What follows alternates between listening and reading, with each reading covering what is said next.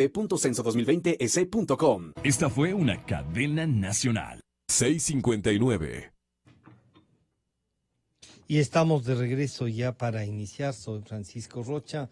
Gonzalo Rosero no nos acompaña en estos días, pero iniciamos el último día antes de Carnaval, digamos, de este feriado de Carnaval, que esperemos mueva también a la ciudadanía, ¿no? Un poco al descanso, pero también a encontrar algunas respuestas y a vigilar más de cerca lo que está pasando. Saludamos al señor doctor Gustavo Medina, ex procurador del Estado, ex legislador, pero sobre todo una de las voces autorizadas para ayudarnos a reflexionar y entender algunas de las cosas que pasan en el país. Le hemos invitado, doctor Medina, y le planteaban el caso. Han dicho los propios periodistas que investigaron y muchos de lo que está, sin ser el caso más grande de corrupción, es quizá el caso más emblemático en donde de acuerdo a lo que ha planteado la señora fiscal general, se ve la estructura con la que funcionó el Correato, ¿no? La Revolución Ciudadana y Alianza País en estos últimos años. ¿Qué podemos decir? Usted jurídicamente ya en el proceso, la justicia está actuando, la fiscalía está actuando, los testigos, los empresarios tienen su defensa, el propio expresidente. ¿Estamos en el camino correcto? ¿Se generan estas dudas y estas ansiedades que tenemos por ver qué pasa? Bienvenido, doctor Medina, buenos días. Primero, gracias, Francisco, por la invitación. Usted lo ha calificado con propiedad, el caso comúnmente llamado sobornos, antes arroz verde. Arroz verde, claro. Como un caso emblemático, no precisamente por la cuantía que estaría incursa en este proceso, sino por la significación que este proceso produce respecto de cómo lamentablemente se hace la política en este país. Política contaminada por influencias non santas que miran no los intereses del país, sino los intereses de las personas o de las empresas o de las autoridades individualmente consideradas no como servidores de la cosa pública. Usted diría, cuando nos dicen se hace política, la deshonestidad, el éxito, atropellando todo, ¿no? La legalidad, las normas, por último del buen comportamiento y hasta de las formas. Doctor Medina, la política hecha así con esta estructura para tener recursos y vender una imagen y ganar a toda costa, termina dañando la democracia y vuelve ilegítimos incluso a aquellos que están ejerciendo los cargos de elección popular, ¿no? Hay que subrayar que por suerte en el país todavía quedan buenos ciudadanos. Sí, ¿no?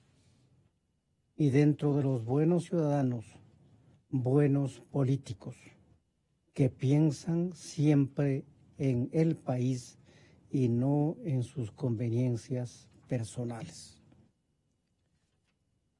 Lamentablemente, hay que utilizar esta palabra, la política se ha visto contaminada por este virus que ha degradado una de las actividades humanas más nobles, como es la política, que todos deberíamos hacerla, porque todos responsabilidad de todos debemos preocuparnos del destino de nuestro país.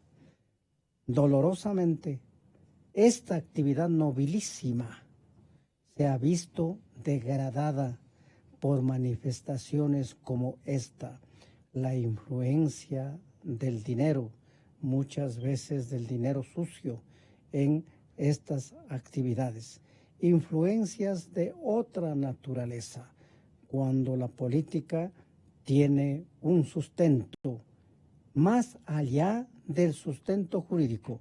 Ese sustento se llama ético, es el sustento moral. La fiscal Diana Salazar, al concluir esta etapa de presentación de pruebas, resumió en definitiva lo que ella ha planteado de la siguiente manera, doctor Medina. Aquí ustedes han podido ver la desesperación en la que están cayendo los profesionales del derecho ante la abundante prueba de fiscalía. En un primer momento decían no hay pruebas. Ahora dicen esa prueba no sirve. Luego dicen que se está adelantando. ¿En qué quedamos, señores? Este es apenas el inicio. Es la primera fase. Ustedes conocen también que se encuentran abiertas ya más investigaciones previas y que en el transcurrir de los días, cuando tengamos listo el caso, será presentado también como corresponde. La Fiscalía ha comprobado la teoría del caso. Vamos a esperar con mucha calma y paciencia el desarrollo de la prueba de la defensa, porque así es su derecho, así establece el Código Orgánico Integral Penal. Hemos presentado alrededor de 34 testigos, entre testigos presenciales, entre peritos y además de los testimonios anticipados. Ustedes se preguntarán, ¿por qué se anunció en su momento 160 y hoy hemos concluido con 30?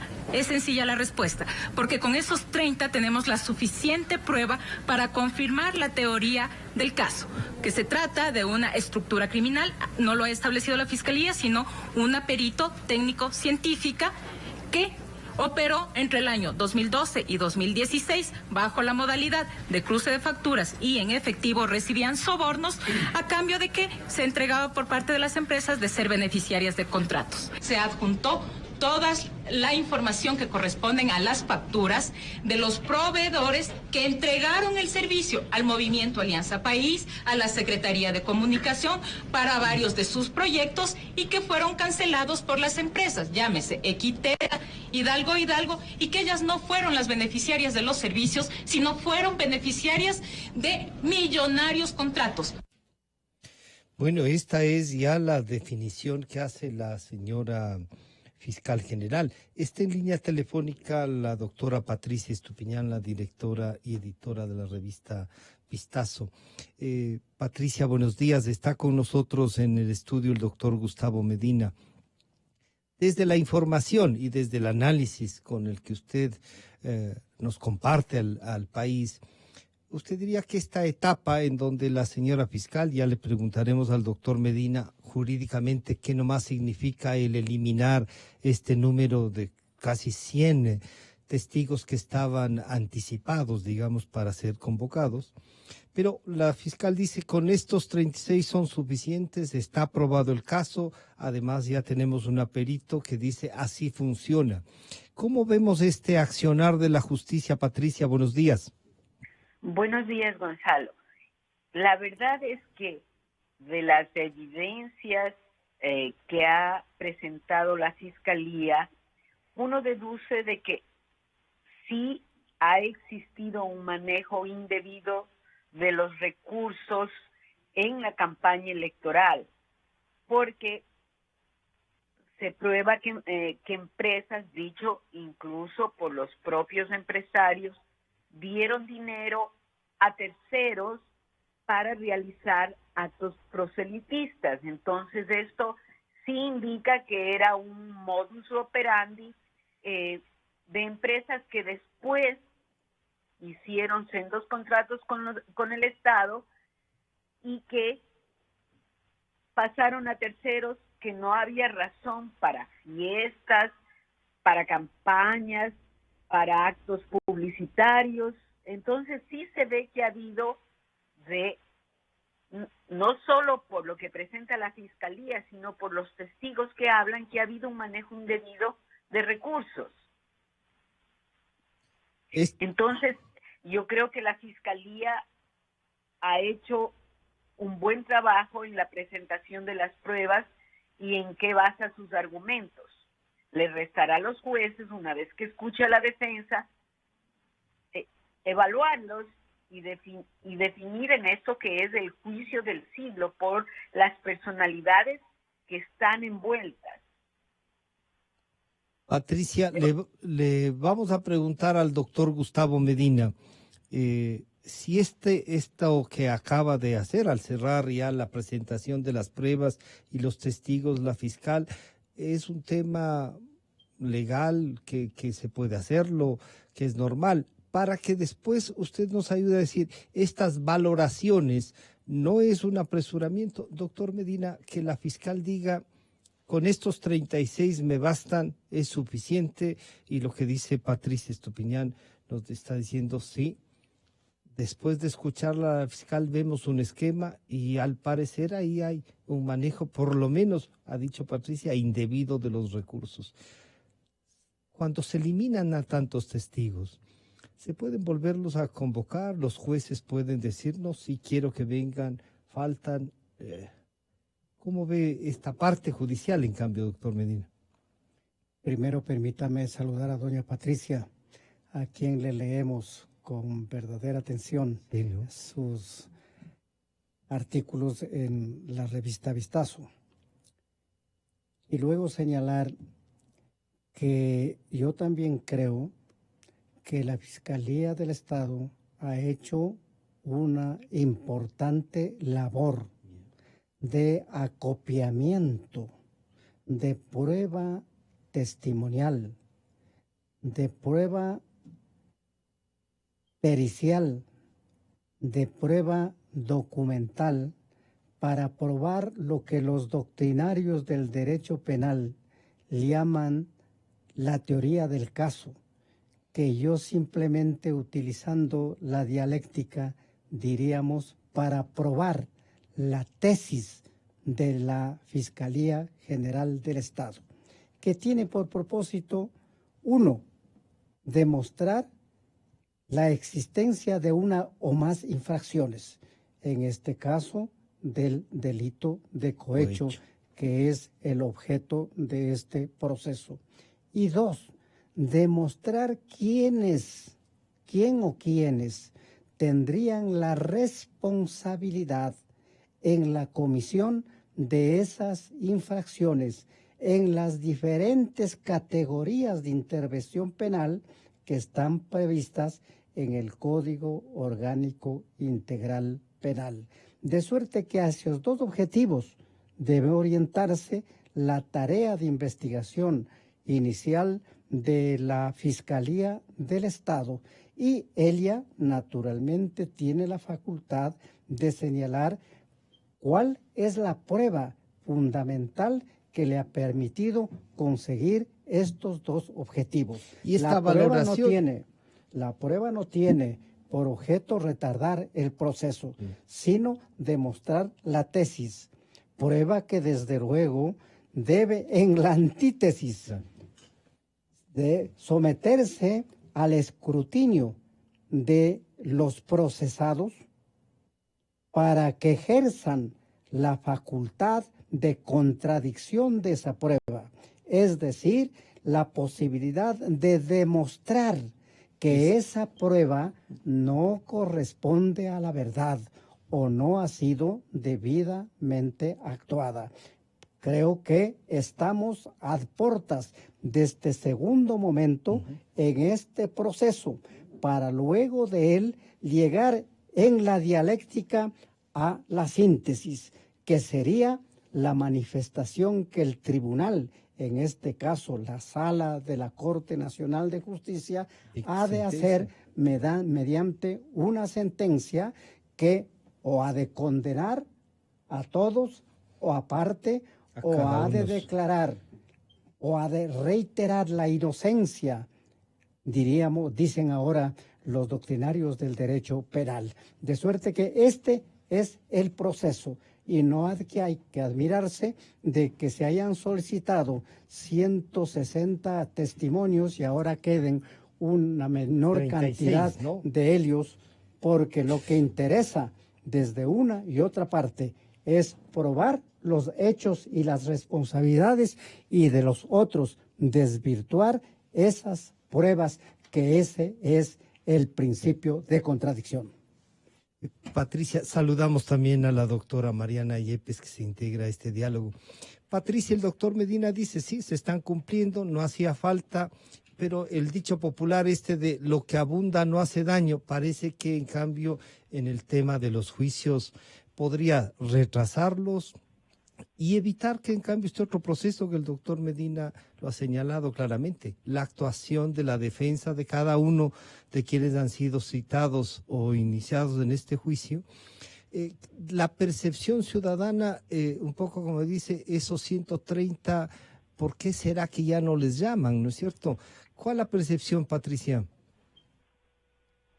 Bueno, quiero saludar el criterio del doctor Medina, un importante jurista. También saludo a la ex fiscal, la doctora Mariana Yepes. Y desde la percepción ciudadana voy a contestar, porque yo no soy una experta en derecho y tan solo soy una periodista que recoge las inquietudes ciudadanas. Me parece que sí, el dicho dice que lo mucho abunda, pero si hay ya en los testigos, de acuerdo a la Fiscalía, la evidencia suficiente, ¿por qué dilatar un proceso y hacer que la justicia sea lenta?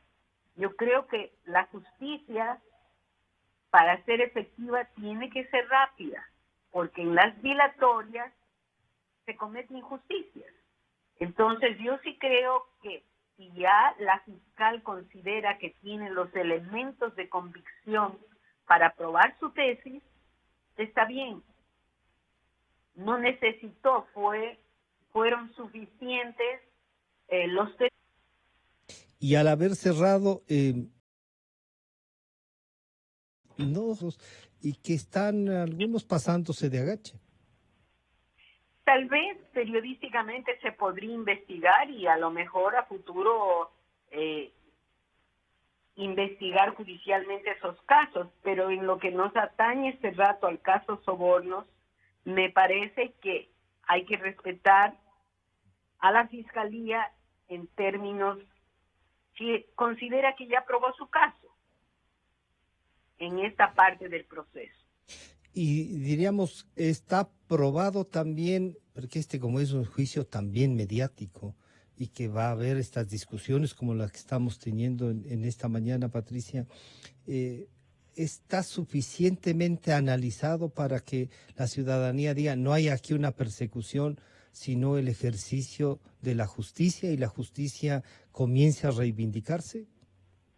Yo diría que el punto crucial es que ha habido testigos que han dado su declaración, personas que están en el caso y a los que se les acusa, como el señor Bucaram, de que él llevó el dinero, y él confiesa que así lo hizo y que entregó un sobre y que el esposo de una persona que está acusada lo llevó en una maleta.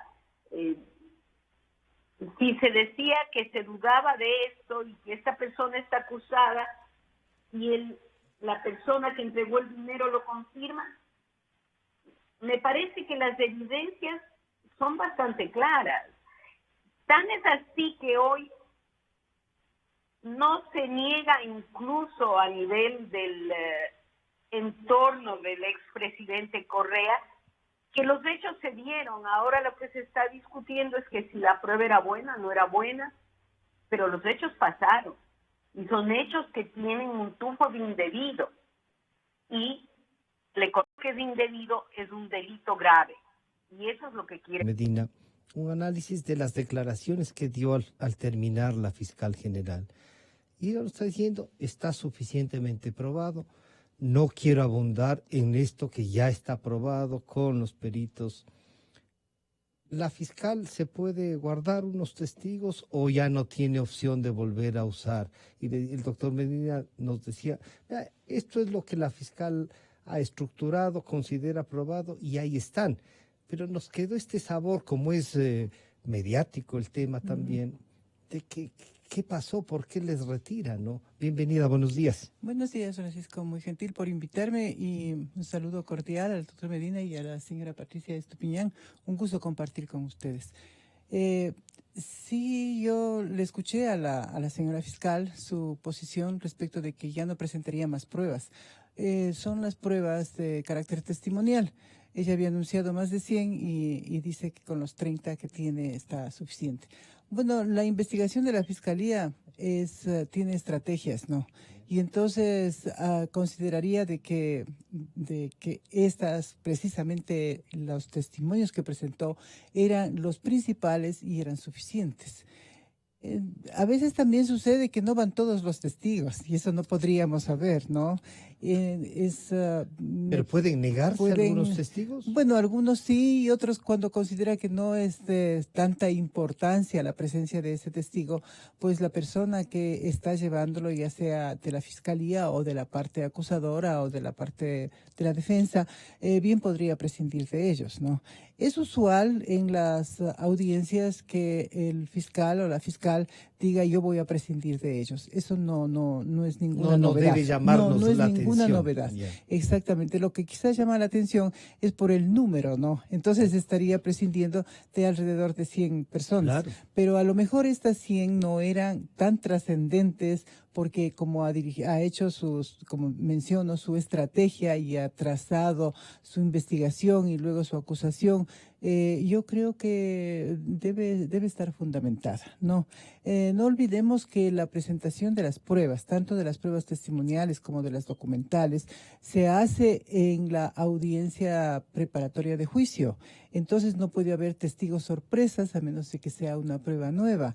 Yo siempre menciono que a los alumnos que lo que se ve en las películas norteamericanas, ¿no? De que aparece un testigo estrella, se abre la puerta y se entra. presenta el testigo. No hay. Eso no se puede dar aquí, porque tiene que saber la otra parte. Hay una etapa procesal en la que no solamente es la que el fiscal presenta su dictamen acusatorio, sino que se prepara para el juicio y ahí se presentan las pruebas. Y en ese instante pueden impugnar los testigos, las pruebas que se presenten por inconstitucionales o por ilegales, puede impugnar la otra parte, cualquiera de estas que sea, y el juez valora si debe excluir esa prueba o no excluir, pero presentar pruebas sorpresas definitivamente no. No Y entonces yo creo que la fiscalía está actuando pues tiene un equipo, digamos, porque se le ve así, Claro, que sí, está sí. con un equipo, y entonces deben haber analizado que estaba suficiente con eso, ¿no?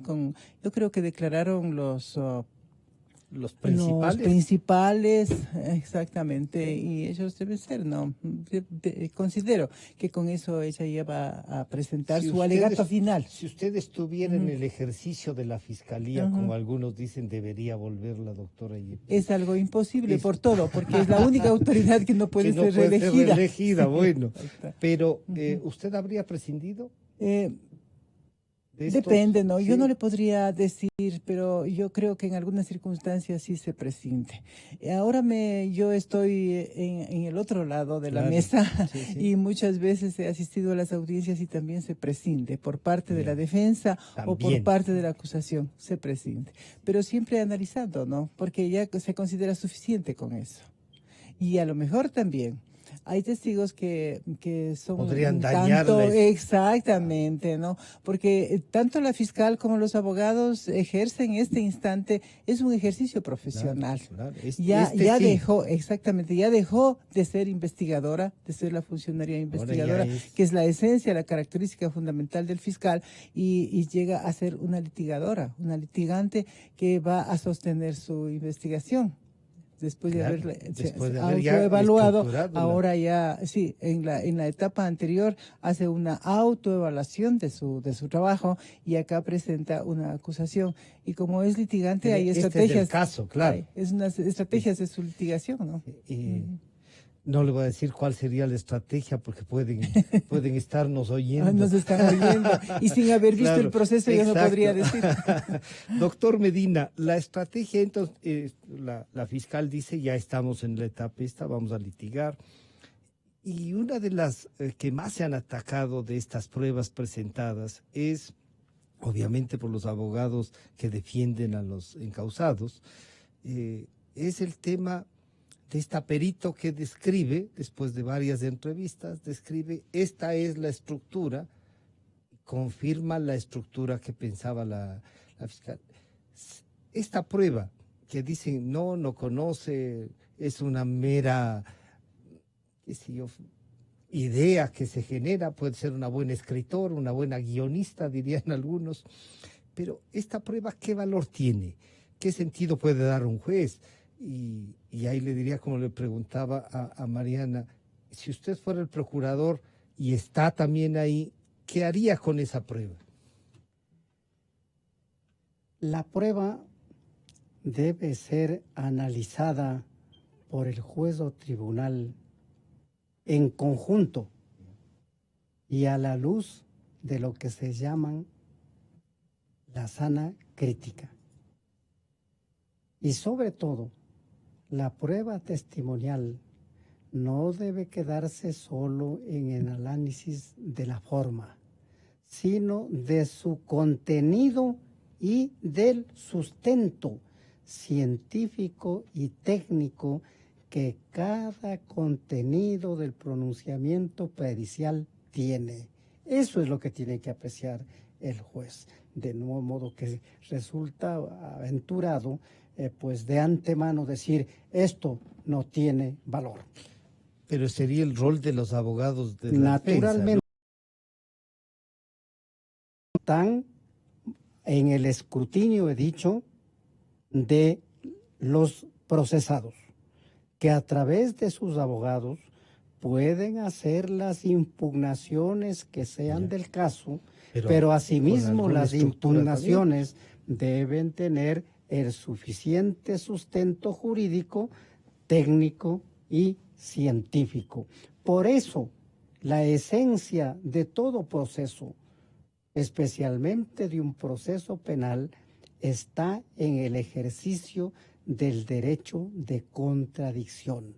Es decir, quien acusa se empeña en probar lo que se denomina la teoría del caso. Del caso. Pero el acusado está en la posibilidad de demostrar que esa prueba no es consistente para demostrar o justificar que se ha cometido una o más infracciones y que una o más personas resultan responsables de esas eventuales infracciones. Patricia, del seguimiento que hacemos todos los días al caso, ¿cuál sería la prueba más importante hasta aquí de estas 30 presentadas por la señora fiscal y que han sido motivo de análisis y de, digamos, también de desmerecimiento en algunos casos, deslegitimarlo de parte de la defensa legítima, ¿no? Pero ¿cuál sería la prueba más importante? Yo decía, a mi parecer es esta, que el perito define cómo está la estructura y coincide con el argumento de la señora fiscal.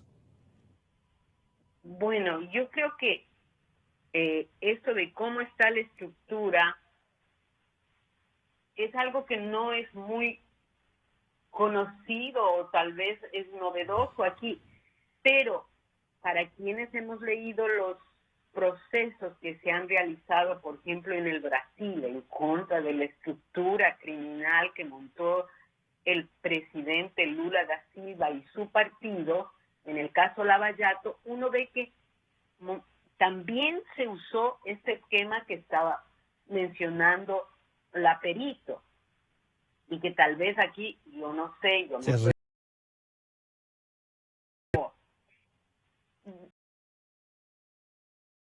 en el sentido, como quien dice, un organigrama de cómo funcionó la organización. Y eso es lo novedoso. Pero yo no creo que es lo único que existe de prueba de parte de la Fiscalía. Están los testimonios, están los registros en Excel que llevó Laura Terán. No es una sola cosa. Yo creo que es un conjunto lo que sustenta su caso. Y que por lo mismo, ahora a la defensa no solo le corresponderá tratar de desmontar el organigrama, pero también los registros contables, Y eso me parece bastante difícil. Me parece que la presentación de la Fiscalía es sólida. Pero yo, como insisto, yo no soy jurista, soy tan solo una observadora periodista. Y esa observación nos lleva también claro, con la experiencia, nos acabas de recordar el caso Lavallato, y justo en este caso, la empresa Odebrecht, que tiene digamos, su representante, es uno de los testigos, ¿no?, que dio ya su declaración, pero no está la empresa como tal. Y fue motivo de una reflexión, por llamarlo así, de la jueza al decirle a la fiscal, ¿por qué no están? Y yo entiendo que no está porque no puedes, porque parte de esa colaboración eficaz que dio Odebrecht tenía ese condicionamiento, pero sin esa colaboración eficaz que dio Odebrecht en el caso, tampoco hubiera habido caso. Pero no les van a juzgar 2 veces, ya están juzgados en el Brasil. En Estados Unidos, cuyo sistema judicial creo que todos respetamos, no han sido juzgados las personas de Odebrecht, se bastó con que sean juzgados en el Brasil. Entonces, me parece que es válida la posición de haber aceptado la colaboración, porque esto trajo el sustento de las pruebas para involucrarlos y no enjuiciarlos. Ese es un argumento de la defensa,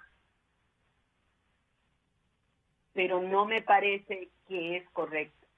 Me parece que es correcto que no se les haya enjuiciado, porque ya sería tener un doble juicio y que parte de la colaboración dependía de eso.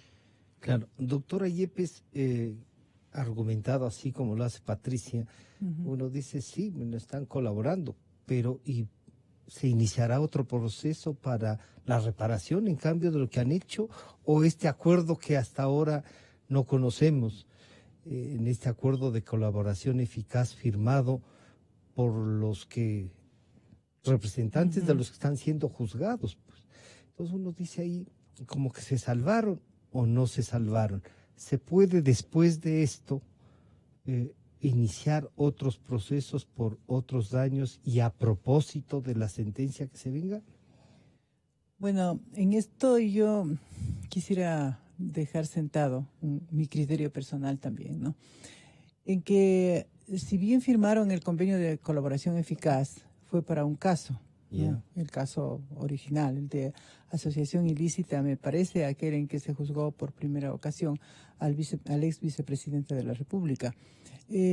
Pero y de eso han venido colaborando, porque este mismo juicio que se está desarrollando en estos días se debería conocer, porque ese es un documento que se mantiene en la reserva y solamente conoce el fiscal, pero cuando estaba el juicio de asociación ilícita, los jueces sí conocieron.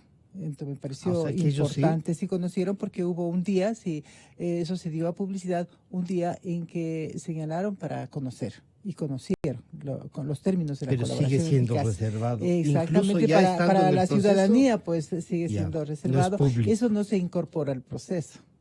Es un documento que queda en poder de la Fiscalía, ¿no? Pero yo creo que ellos siguen colaborando. Yo no sé si después vaya a iniciar algún proceso en contra de ellos.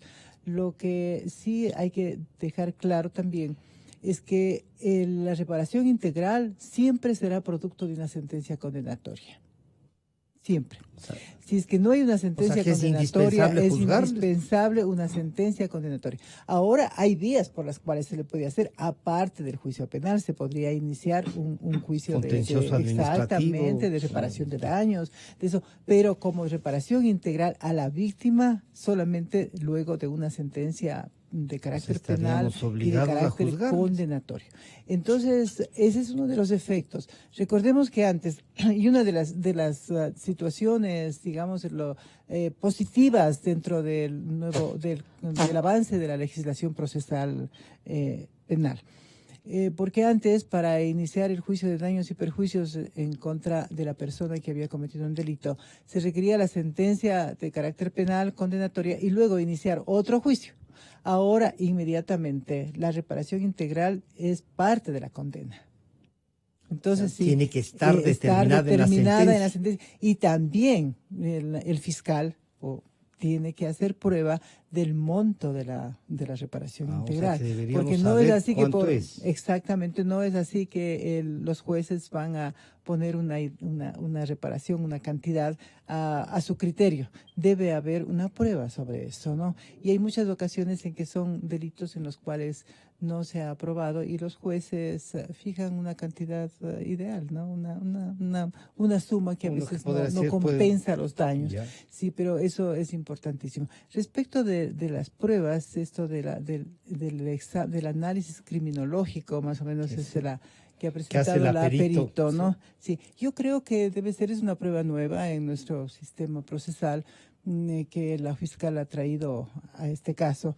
Yo creo que es importante y debe ser hecho por una persona, como su nombre lo dice, criminológico. Debe ser una persona que analiza hecho el entrevistas, perfil criminológico de exacto, cada sí, una de de las cada personas. Entonces, ¿cuál es ese perfil criminológico? O sea, la tendencia que puede tener una persona a eso. Me su supongo que así será, comportamiento, no de conocemos, entonces no se puede decir.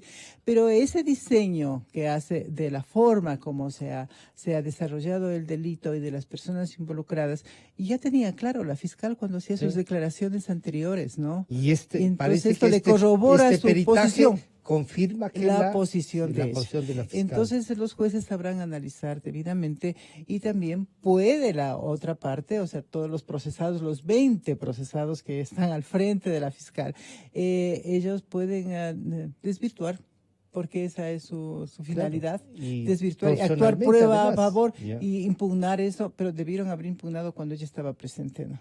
Debieron haber impugnado. Porque le han hecho preguntas y eso, pero exactamente, y a lo mejor con eso se desvirtúa. Pero quien analiza es el juez, ¿no? Los jueces en este caso analizarán porque ahora pues la prueba tiene otros contornos, otros efectos, otra forma de analizar y de acuerdo con el COIP, en los principios básicos, no debe dejar duda razonable. Entonces tiene que ser una prueba absoluta, como quien dice, ¿no? doctor Medina, esta prueba absoluta, cuando Odebrecht dice sí, firma el acuerdo de cooperación eficaz, dan las declaraciones, pero un tema que mencionaba Patricia, que no se puede juzgarles dos veces. Y uno dice, dos veces por el aquí, mismo tema. Por el mismo tema. Estamos en otro caso, la doctora Yepes nos recordaba que era el primer caso con el vicepresidente, el ex vicepresidente preso ya ahora y juzgado. Este es otro caso y se vendrán otros casos a través de los que podamos de alguna manera buscar la reparación de esto que fue una bomba al interior de la sociedad ecuatoriana, doctor Medina. Efectivamente, esto conmocionó la conciencia nacional. Nunca en la historia creo que estuvimos frente a un cúmulo, ¿no?, de acontecimientos de las dimensiones y gravedades de los que hemos conocido estos últimos tiempos. Pero hay que puntualizar y recordar, no es obra de la investigación de autoridades ecuatorianas. Esto viene del exterior. Vino particularmente de la Procuraduría del Estado brasileño.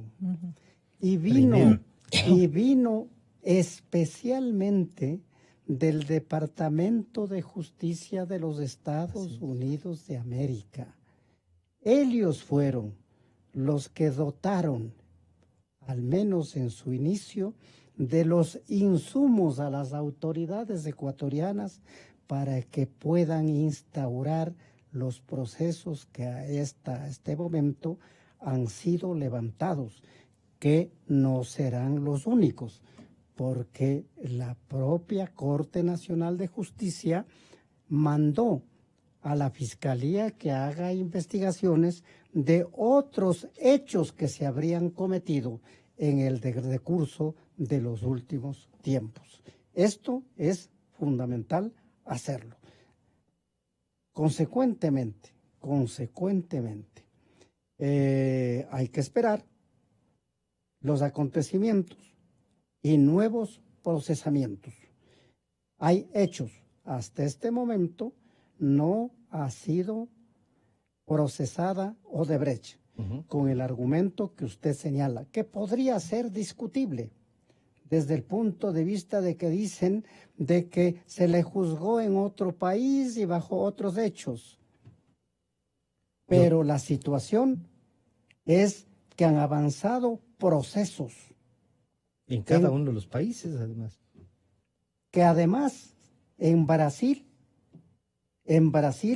ha determinado consecuencias devastadoras en la política, porque allá como acá están incursos en estos hechos personajes importantes del acontecer de la política. Por eso es que no pueden dejar de denominarse estos juicios políticos. Por eso es que estos procesos son mediáticos, porque interesan al país e interesan a la historia. Por eso son mediáticos y no hay que prescindir y no hay que extrañarse que en estos juicios siempre aparezca el socorrido argumento de que me están persiguiendo políticamente. Política, estas cosas ocurren. Estamos juzgando a los políticos en el ejercicio. Están en la naturaleza de las cosas, porque no se trata de hechos comunes y corrientes en la vida del país. No se trata del juzgamiento de ciudadanos de la calle o de ciudadanos comunes y corrientes, sino de connotadas personalidades de la política nacional. Y que se han hecho eco, los medios de comunicación tenían que hacerse, porque para eso están. Lo que importa es que nos suministren información para que pueda objetiva, la ciudadanía estar informada. Para que la ciudadanía esté debida,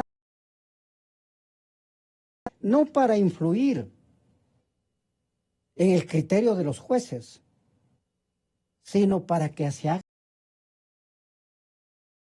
sobre qué ocurre en la vida nacional y qué ocurre en la vida judicial, independientemente de la actitud que el juez debe demostrar en cuanto a la autonomía, a la imparcialidad, que eso depende de su conciencia, de su sabiduría y de su responsabilidad ante la historia.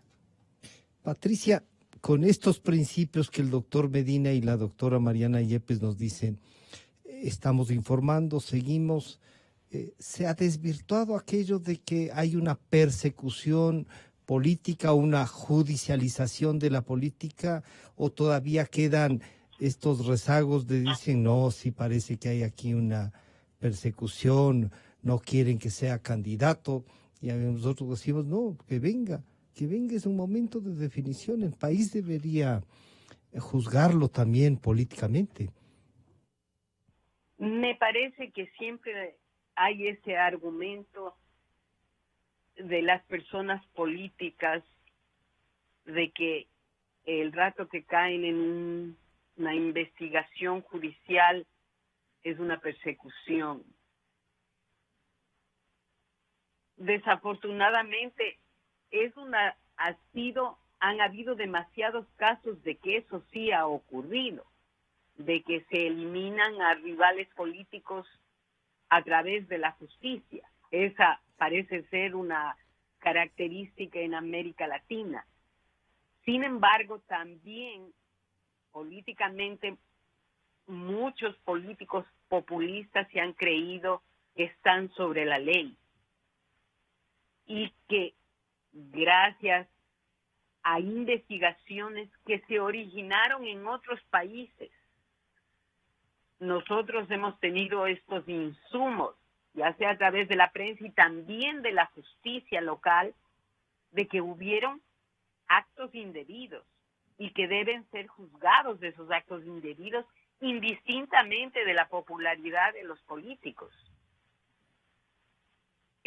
el que gana sobre la ley. Y el día que nosotros entendamos eso, seremos un mejor país. Y eso nos corresponde entender a los ciudadanos y también a la justicia y también a los que hacen la ley. Aplicar la ley para todos. La base de un sistema democrático, la columna vertebral es la justicia. Y si falla la justicia, falla todo. Entonces, es importantísima la labor que deben cumplir los operadores de justicia, porque ellos se deben, de su accionar depende la salud de un país, la salud democrática, la salud social. Y me parece que es importante que entiendan que la ley es para todos y que todos debemos ser iguales ante la ley, aunque ganemos 3 elecciones consecutivas por una mayoría de votos. No está por esa razón sobre la ley. Y la prensa lo que debe hacer es asegurarse de que nadie esté sobre la ley. De revelar las cosas, no juzgar, pero sí revelar, dando la posibilidad a los dos lados. Esa es mi opinión. Patricia, y en medio de todo esto, claro, la sorpresa es que los 2 jueces iban a viajar, y digo iban porque ya hay una decisión de no. Esto pasó en medio de este alterado juicio que nos tiene a todos siguiendo, porque están sin duda en juzgamiento la estructura que ha mantenido, entre comillas digo, mantenido la democracia en la forma en la que se ha operado en estos últimos años. Esto pasó con el caso Sobornos y el viaje de los jueces.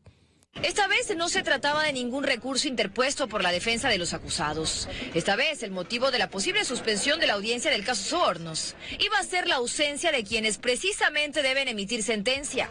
2 de los 3 jueces tenían compromisos fuera del país. Sumando ambos periodos, la audiencia podría haberse retrasado casi un mes, todo marzo. Es para Ripley. Acaban de instaurar el uso de la toga. Y la presidenta de la Corte dijo que era un principio para restablecer la credibilidad en la justicia. En el caso más importante que ha tenido el país, que la revista The Economist le dice el caso del siglo, ¿cómo es posible que los 2 jueces obliguen a una suspensión? Eso es inaudito. El juez Marco Rodríguez tenía previsto viajar a Qatar el domingo 23 de febrero y regresaría el 28, por lo que el 2 de marzo podría haberse reanudado la audiencia. Pero luego, el 6 de marzo, quien iba a salir del país era el juez Iván León. El juez ponente tenía previsto viajar a Argentina durante 20 días a completar su doctorado. Lo más grave es que vuelve a golpear la seriedad que debe tener la función jurisdiccional. No tenemos ninguna confianza en casi nada en el país. Desde la defensa de Correa se ha hablado de una supuesta rapidez en el juicio para evitar que sea candidato. Huerta responde que la justicia no debería usarse ni para lo uno ni para lo otro. Unos están tratando de impedir que lo sea y otros están tratando de garantizar que lo sea. Está establecido esto como una tarea de quién y las complicidades de qué lado son. Y el montaje de un gran tongo también comienza a ser una sospecha nacional. Poco después, en un comunicado, la Corte Nacional de Justicia reconoció que ambos magistrados tenían previsto salir del país y que ambas solicitudes fueron presentadas con anterioridad a que se radique la competencia en el tribunal. Sin embargo, continúa el comunicado, al ejercer el cargo de jueces nacionales, los doctores Marco Rodríguez e Iván León están conscientes que deben privilegiar su compromiso con el trabajo jurisdiccional. Por ello, mientras la audiencia de juzgamiento del caso Sobornos no concluya, no se ausentarán del país. Finalmente, pide la presidenta de la Corte Nacional de Justicia a la ciudadanía, medios de comunicación y líderes de opinión, respetar la independencia judicial de los juzgadores, no interfiriendo en el desarrollo de los procesos. Este comunicado fue emitido la tarde del jueves, tras hacerse pública la agenda en el exterior que iban a tener los magistrados y que podría haber retrasado al menos un mes el juicio del caso Sobornos. Dayana Monroy, 24 horas. Este reporte de Teleamazonas nos daba una visión, incluido el criterio de Patricia y Francisco Huerta. ¿Se puede realmente, habría la intención de usar, doctora Yepes, esto que es un derecho, sí, el poder ir a terminar sus estudios, el poder, el otro participar en una oficina de las Naciones Unidas? Estaban, dice la doctora Paulina Aguirre en su comunicado, esto era antes de que sepan lo del tribunal, pero creo que se han estado pensando irse. El uno a Qatar, y uno dice, ¿a Qatar qué? ¿Cómo analizamos esto, doctora Yepes? Bueno, yo creo que y encima de eso nos piden, no nos critiquen, ¿no? Bueno, pero me parece a mí que son hechos que estaban en el imaginario. Ya. Entonces todavía no había ninguna realidad sobre este tema. Y son jueces, yo digo, por dos que eran titulares. Antes no le conozco al que está de ponente, porque él viene con esta renovación última, y viene de una corte provincial, no le he conocido. Pero todos los jueces, pues el momento que asumen su gravísima responsabilidad de administrar justicia, de enfrentar los problemas, deben prescindir de todas estas posibilidades de ausentarse, sobre todo estando en una etapa de juicio. En cualquier juicio, peor cuando está desarrollándose la etapa probatoria, la etapa más importante de un proceso, en que el juez no puede salir de eso. Entonces, yo no creo que hayan tenido esa intención, porque es gravísimo. Las pruebas deben practicarse ante el juez que está conociendo, ante los jueces que están conociendo. Ese es el principio de inmediación. Si viene otro juez a reemplazar, pensemos, es imposible, podría declarar una nulidad. Y aparte de así, sí, o sea, estamos hilando era algo, muy fino. Exactamente, me parece que era eso, ¿no? Y yo entiendo que era así, porque no creo que ningún juez vaya a dejar. Y además ellos están demostrando una sensibilidad cuando renuncian a esta posibilidad de viajes. Las licencias han sido anteriores al sorteo, inclusive a que ellos eso vayan a conformar doña Paulina Aguirre. Yo creo que así será, ¿no? Así será. Y como esas licencias concede el tribunal de la Corte a los miembros de la Corte, entonces debían haber obtenido la licencia con la debida anticipación, pero ya están dentro de este proceso y su responsabilidad es quedarse, y así lo están demostrando. Respecto a lo no digamos de la introvisión, sino de la opinión pública, yo quisiera en esto dar mi criterio. Desde luego que la función judicial es independiente y es uno de los principios básicos de la administración de justicia, porque nadie puede influenciar. La independencia judicial es externa y es interna. ¿Esto qué significa? Que ningún poder del Estado puede interferir en las actuaciones judiciales, lo que no sucedía. No, eso es clarísimo, antes no sucedía. Ordenaban el sábado y se cumplía todo. Hubo 10 años en que hubo un sometimiento, sí, hay que decirlo, porque también los medios de comunicación social se encargaron de difundir esto. Y estaba bien, porque ahí conocíamos, nosotros los ciudadanas conocíamos exactamente lo que pasaba, ¿no?, en la justicia. Y a veces en los juicios, porque como estamos ejerciendo la profesión y los abogados que ejercen, también se daban cuenta. Y había inclusive ya no había ni siquiera sensibilidad ni prudencia, y habían comunicaciones escritas que imponían órdenes, ¿no? Entonces, yo creo que la independencia es sagrada. Internamente, el juez superior no puede influenciar ante el inferior, y así sucesivamente, y peor, el órgano administrativo de control financiero no puede influir sobre las decisiones de los jueces. Entonces ya perfecto. Pero yo sí creo que el control ciudadano es importante, no solamente para el Ejecutivo, para el Legislativo, para las autoridades como el Defensor Público, el Defensor del Pueblo, los superintendentes, también para la justicia. Se estableció hace muchísimos años, cuando dejó de ser escrito el principio de publicidad. Recuerdo porque he estado en la Administración de Justicia muchos años, no quiero decir tantos porque nos vayan a no calcular la edad. Sí, pero entonces en esas épocas la Administración de Justicia tenía el principio también de independencia externa e interna y era cerrada. Entonces se administraba con secretud, ¿no? El Banco Mundial, Banco Interamericano, más bien, desarrolló varios programas y entre ellos que la sociedad controle a la administración y pueda de justicia. conocer. Sí, exactamente. Claro. Y por primera vez, podría decir que fue alrededor del año 90, no sé si un año antes o un año después, pero me parece que fueron por ese tiempo, se hizo una visita al país y se habló de abrirse hacia la sociedad. Esa es la ventaja para el control social, porque debe existir control social.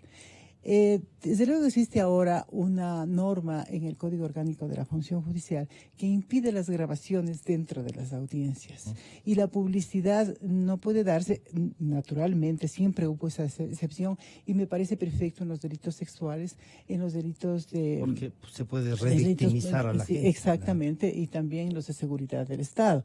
Pero los otros se podría hacer. Y yo creo que si existe esa norma, también debería ver cómo está, porque es un juicio que tiene, no digamos un juicio político, porque eso le corresponde al órgano legislativo, pero sí un control de la ciudadanía para saber cómo va esto, precisamente para que no haya esas sensibilidades de que es una persecución política. Hay algunos países, yo a veces escucho, digo, me entretengo, no es así, sino la curiosidad que a uno le da de ver cómo van las cosas en otros países. En el Perú se transmite. Y se transmite en directo. La gente decía, no hay una prohibición. No, es que sí hay prohibición, sí. Está en el Código Orgánico. Fíjese que en Estados Unidos ciertos procesos también. Yo recuerdo el proceso por el que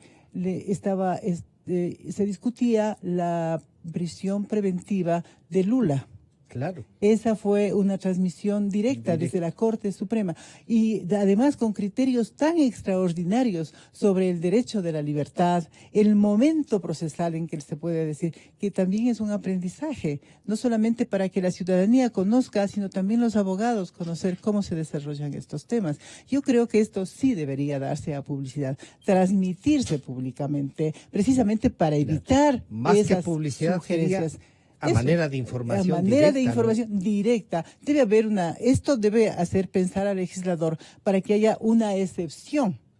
Si existe esta norma para guardar el buen nombre de las personas, porque a nadie le interesa una estafa pequeña, un robo, los robos callejeros, o asuntos que pueden perjudicar a las familias, ¿no es cierto? Está bien que se guarde la reserva, pero temas de esta naturaleza, que tienen su tinte político, en que están inmersos aquellas personas que nos gobernaron. Entonces, que sí, es una que, forma que, de que se dispusieron de los fondos claro. de la ciudadanía. Entonces, yo creo que deberíamos conocer todos. Doctor Medina, y este llamado de la doctora Paulina Aguirre, presidenta de la Corte, que dice, oigan, respeten la independencia de la justicia, y informar no es irrespetar, informar de lo que están haciendo o dejan de hacer, o no estamos para escandalizar, pero no para dejar de escandalizarnos de estas cosas que han hecho. Y si dos jueces estaban pensando en su legítimo derecho, irse justo en la doctora Yepes ha dicho, no, parece que era antes también, ella suele ser a veces más permisiva en tratar. No permisiva, soy prudente. Soy prudente y además tengo que emitir una opinión con elementos. En eso sí que me parece que a lo mejor hubo una anticipación de la noticia. Sí, me parece. Anticipación, doctor Medina, de la noticia, cuando uno dice, oigan, se están yendo los jueces, Y claro, hay una reacción, ¿no?, de la sociedad. Primero, no debe escandalizar de que la justicia sea rápida. Quisiéramos que todos los procesos sean rápidos. Ah, eso sí, pues claro. Si no, la Esto justicia es se que duerme. no hay razón para reclamar por qué este proceso es rápido. Debería ser rápido, debiera ser rápido, y sobre todo porque interesa a la sociedad nacional. No es un robo de un celular. Son cosas infinitamente trascendentes Es el las que están Estado, la en ciudadanía. debate. En segundo lugar, veo que ventajosamente la propia Corte Nacional ha revisado su pronunciamiento inicial de concederles licencia y comisión de servicio, porque así se llama, a estos magistrados para que puedan salir del país a cumplir ciertos compromisos en los diferentes países. Y creo que debieron hacerlo. Y bien que se haya puesto en conocimiento del país esta posibilidad, precisamente no para inducirle a la Corte a que tome esta decisión, sino para demostrar qué es lo que podría pasar si es que se hacen efectivos Estas decisiones tomadas. estas decisiones tomadas sin importar cuándo se tomaron. Exacto. El hecho es de que son magistrados de un proceso en el que ha puesto los ojos todo el conglomerado nacional. Y yo quiero relevar, claro que jurídicamente es posible tener licencia, pero hay un principio fundamental de carácter jurídico que tiene valor en ese campo, pero sobre todo en el campo práctico. Es la intervención directa del juez en el proceso.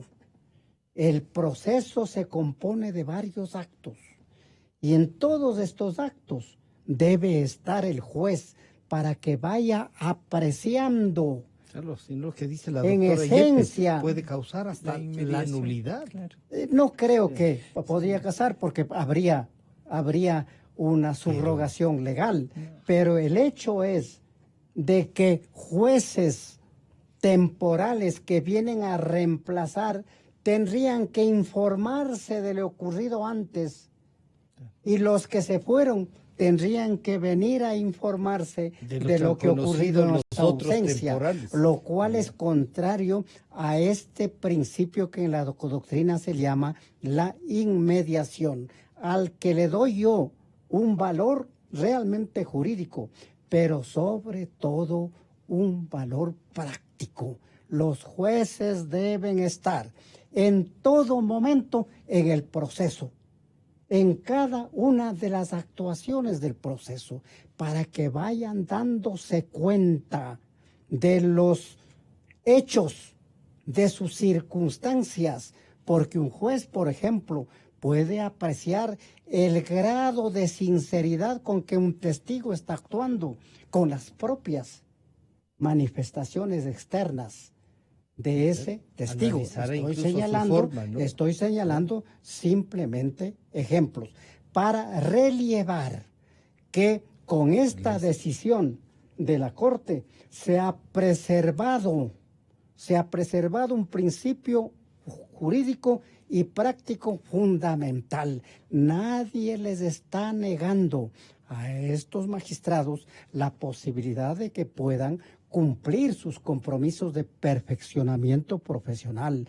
Pero a ellos, la historia les ha puesto en un lugar y momento en el que les exige sacrificios de orden personal. Sacrificios de orden personal en lo que estamos hablando y en el análisis y estudio, porque un proceso tan complejo, tan vasto, con tantas pruebas, van a requerir un real sacrificio de estudio, de suerte que aquello que pudieron aprender en estos eventos fuera del país, en el orden teórico, van a tener que aprenderlos aquí, en el orden práctico. Patricia, y para agradecer este contacto y este diálogo, ¿qué debemos de esperar? El país debe tener paciencia, no judicializarnos en general, pero claro, hay estas dudas, incluso todo lo que nos plantean genera ahí unos temas que claro, ya comenzamos a dudar de todo el mundo. ¿Qué recomienda Patricia Estupiñán? Yo recomiendo, desde la perspectiva ciudadana, que escuchemos las versiones tanto de los argumentos de la Fiscalía como de los de la defensa. Y quiero decir que el anticiparnos, como fue el caso de difundir la posible ausencia de los magistrados juzgadores, no es una intromisión en la independencia de la justicia. La prensa debe saber que la verdad es hija del tiempo, no de la autoridad, como decía un famoso filósofo inglés. Saber es poder, y por lo general quienes tienen el poder tratan de esconder el saber. Por eso existe la prensa. La prensa comete excesos, estoy de acuerdo. La prensa no debe juzgar, también ese debe ser un principio. Pero la prensa tiene la obligación de presentar los hechos. Y mientras más se conozca, es mejor para la ciudadanía. Y gracias a Dios ya se perdió el tiempo de que se podía esconder las cosas. Hoy hay que cuidarse, más vale, de las noticias falsas que nos pueden poner a través de las redes sociales. Pero lo que tenemos es que estar informados, e informados bien en una era donde lo que sobra es la información y la desinformación. Patricia, muchísimas gracias. Doctora Yepes, doctor Medina. Doctora Yepes, ¿qué debemos esperar? Y en el ejercicio usted casi le diría, recomiéndenos como clientes. ¿Qué hacemos los ciudadanos? La prensa no puede callar. Un hecho de estos, si pasaba sin que el país conozca, o porque decían si no pasa nada, están en su derecho, o capaz que como ya era una decisión, no, ya la revisamos, pero tenemos que estar atrás para informarnos. ¿Qué nos recomienda? Bueno, como dice la señora Patricia Estupiñán, habría que esperar, ¿no? Hay que esperar, estar informados.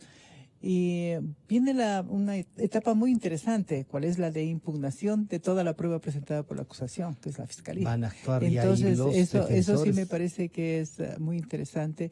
Y en esta parte también reitero lo que siempre menciono, el fiscal o la fiscal, claro que tiene su equipo de investigación, pero no tan grande como el equipo de del equipo que tiene los 20. Tiene los procesados. Los procesados son 20, 21 y tienen 20 o 21 abogados que están ese instante, pero atrás están otros abogados. Son estudios grandes y entonces imagínense la fiscal en este momento con su equipo, que yo considero que tendrá 3 o 4, porque he visto que está con unas fiscales que tiene confianza y que entonces al frente quienes están 60 personas por lo menos, ¿no? Es que 60 personas y algunos dicen, ¿y cuántos miles de dólares estarán? Exactamente, ¿no? Eso no quiero mencionar acá, pero es la verdad. Entonces, mientras la fiscal y su equipo ganan el sueldo, acá están abogados con unos fuertes honorarios, ¿no? Yo creo que... Pero tomando la dimensión, doctora Yepes, de lo que estamos juzgando, son 12 años. Estamos juzgando nada menos que cómo ganaron elecciones reiteradamente. Estamos juzgando cómo tenemos alcaldes, prefectos, concejales, asambleístas, producto de esto. O sea, se barrieron con todo, doctora. Bueno, pero también hay una falta de educación política, ¿no? Yo creo que los partidos políticos también son responsables, porque el partido político no habría que desecharlo, sino tiene que ser no solamente para presentar un candidato, sino para dar educación política. Fíjese o sea, que sean organizaciones reales, sí, ¿no? Que sean organizaciones reales. La actividad política es una actividad importante, porque a través de esta actividad precisamente se elige a los mandatarios locales, al mandatario del Estado. No pueden ser improvisados. Es lamentable, es lo que pienso y voy a decir. Personas que están enjuiciadas como exmandatarios no eran políticos, eran aventureros de la política. No tenían la seriedad. Doctor Medina, ¿qué hacemos con estos aventureros que además están sobrevolando y quieren más? ¿Qué nos recomienda en este caso? También seamos clientes del doctor Medina y la doctora Yepes. Bueno, más que clientes en el orden profesional. Exacto. Estamos frente a un panorama político nacional. Y en ese campo creo que el mayor enemigo de la democracia, especialmente en los países latinoamericanos, es el populismo.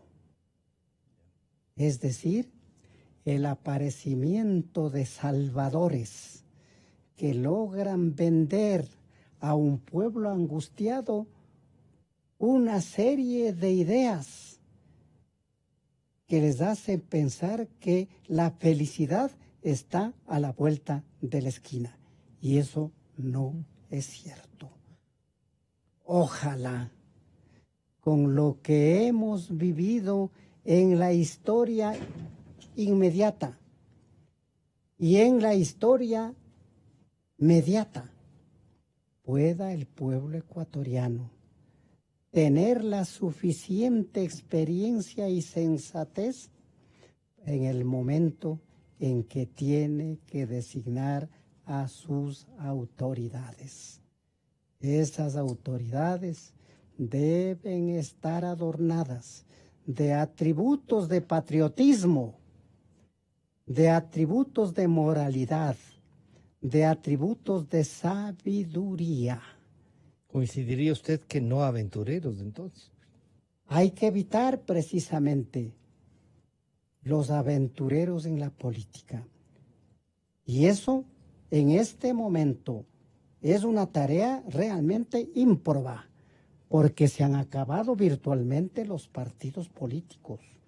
Y los partidos políticos son el sustento de la democracia. Yo no estoy en este momento en ningún partido político, pero creo que no hay democracia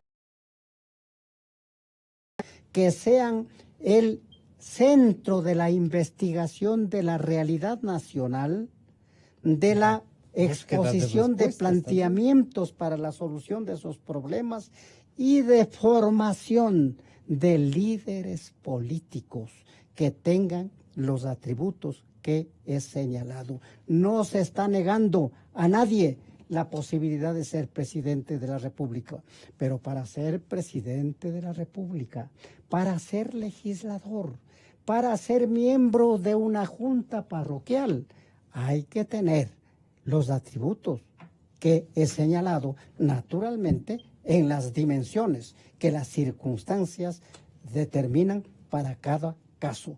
Responsabilidad ciudadana frente a lo que nos viene en el 2000. No se cumpla aquello de que el hombre es el único animal que tropieza dos veces sobre la misma piedra. Ya estamos haciendo costumbre. Sí. Yo quiero agradecer a la doctora Mariana Yepes, al doctor Gustavo Medina y a Patricia Estupiñán. Enseguida volvemos porque ya está el doctor Patricio Moncayo. Haremos un contacto con Raúl Andrade en los Estados Unidos y también se sumará Juan Carlos Solines. Enseguida volvemos. Con toda la fidelidad, con toda la fidelidad.